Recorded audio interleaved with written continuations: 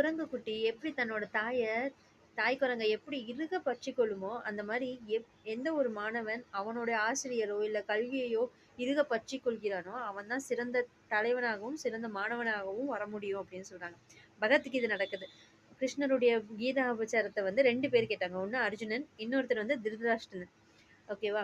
அ அர்ஜுனனுக்கு வந்து பகவத்கீதை முடிஞ்சோனே, கீதா உபதேசம் முடிஞ்சோனே, அர்ஜுனனுக்கு ஞானம் வந்து பிறந்துச்சு. ஆனா இந்த திருதர்ஷனன் என்ன சொன்னான் தெரியுமா?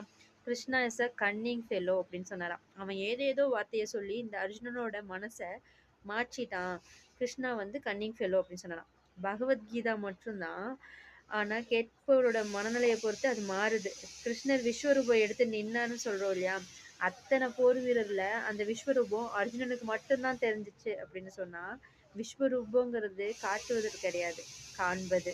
அப்படி கற்றல் என்பது கலை அப்படிங்கிறத எந்த மாணவனுக்கு புரியுதோ, கற்றல் ஒரு வேள்வி அப்படிங்கிறது எந்த ஒரு மாணவனுக்கு புரியுதோ, அவன் தான் கல்விய ஆயுதமா எடுத்துட்டு அவன் வாழ்க்கையில சாதிக்க முடியும்.